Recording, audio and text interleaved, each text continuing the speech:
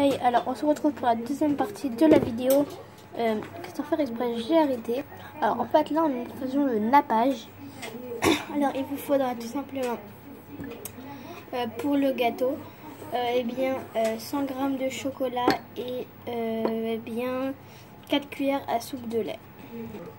Et j'ai mis 1 et 1/2 sucre sachet de sucre vanillé.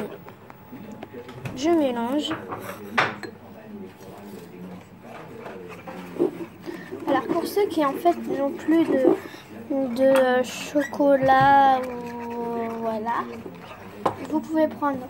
Alors moi ce qui s'est passé en fait c'est que j'avais déjà commencé avec du chocolat en carré.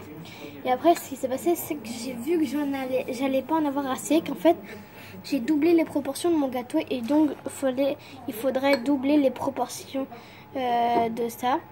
Alors en fait, parce que les proportions que je vous ai dit, à la base c'est 50 g de chocolat et 2 cuillères à soupe de lait. Sauf que quand j'ai doublé les proportions de mon gâteau, j'ai mis 100 g de chocolat et 2 cuillères à soupe de lait. Voilà, le lait qui est là. Alors, du coup, si vous en avez plus, moi j'ai mis 1 cuillère de cacao et on va dire même pas 10 centilitres de lait. Je mélange. Bon, ça rend un petit peu plus liquide, je vais vous montrer de plus près. Ça rend un petit peu plus liquide, mais comme ça au moins, voilà. Bon, notre gâteau cuit encore 16 minutes. Alors, le temps qu'il cuit, on va les mettre un peu au frigo, ce serait merveille. Je vais juste goûter un petit peu. Franchement, c'est bon. Ouais. Alors, je vais mettre ça au frigo et je vous retrouve quand le gâteau est cuit, mais pas démoulé. Et je vais donc sortir le nappage au dernier moment. À tout à l'heure. Alors, en fait, il reste 10 minutes, mais je vais quand même regarder car il m'a l'air cuit. Attention de ne pas vous brûler.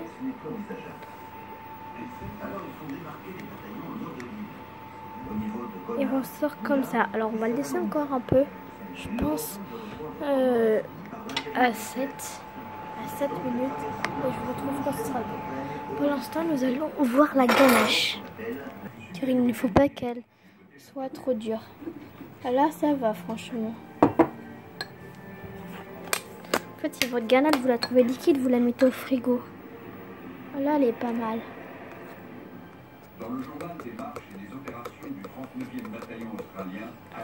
On va la laisser de côté. Nous allons sortir une assiette.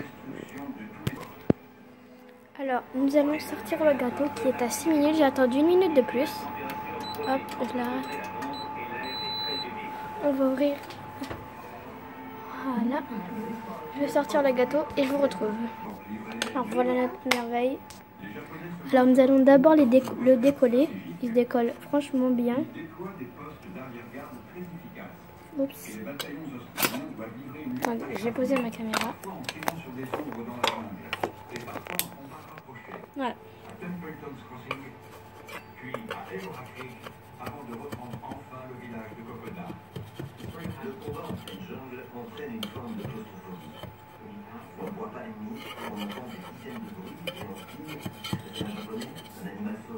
Comme on peut le voir, c'est un moelleux. Alors là, chez moi, il est 20h24. Je vais attendre à, on va dire, les 28, 27. Et je retrouve tout de suite. Je vais finalement attendre 30. Alors voilà, pour le démouler, on va bien faire les contours. On va bien regarder qu'il soit décollé.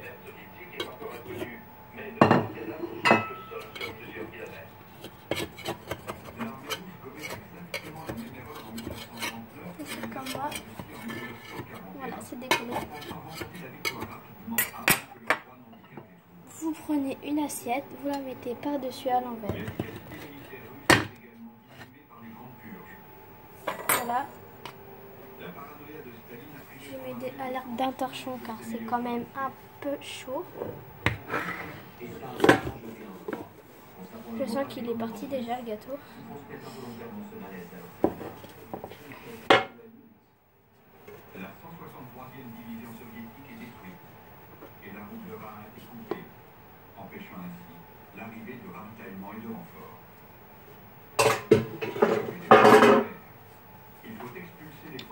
voilà le gâteau.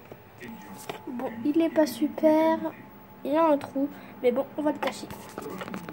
Pour étaler le ganache, vous aurez besoin de juste comme ça. Alors moi, j'utilise pas les vrais trucs de pro pour les ganaches et tout. C'est voilà. Alors vous mettez la ganache.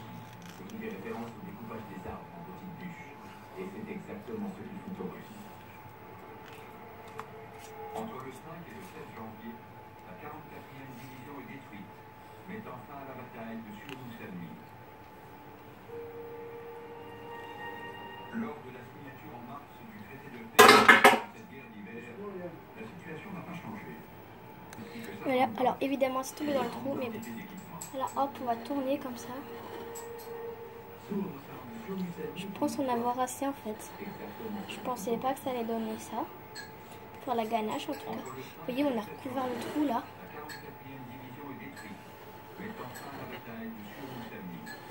Ça va descendre tout seul sur les côtés. La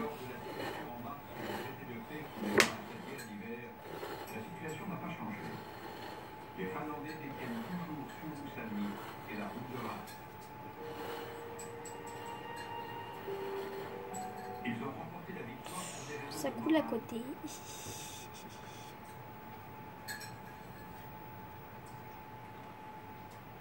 Ou pas. Ouais. Il ne nous reste pas d'une. On va mettre tout ça au sale.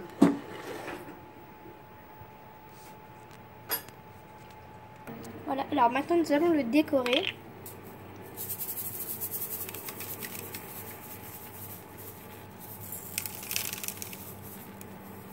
Bon, j'en ai mis partout, mais c'est pas grave. Nous allons mettre des bonbons.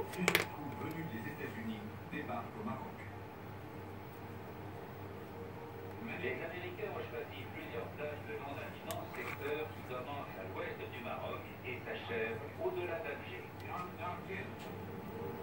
L'objectif est d'envoyer ces troupes fraîchement débarquées vers l'est afin de rejoindre la 8e armée britannique qui vient en sens inverse après sa victoire à El Alamein.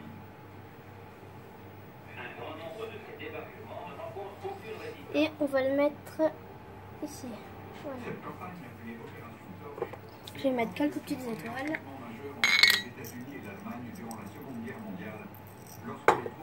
Je vais en mettre sur le côté aussi. Commandé par le général von Arnim et Erwin Rommel. Le 14 février, von Arnim lance l'opération Vent Printanier et capture la ville de Sidi Bouzid après une journée d'affrontement. Je m'en suis mis partout. Et voilà le gâteau tout décoré. Avec des petites décos, des bonbons, voilà, steak de bonbons.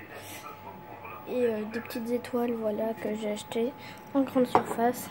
Mais maintenant, avec le coronavirus, il n'y a pratiquement plus rien dans les magasins. Bref, et ça, bah, c'était un assortiment, voilà. Bon, bah, j'espère que ce gâteau vous aura plu. N'hésitez pas à vous abonner, à lâcher un pouce bleu, bye.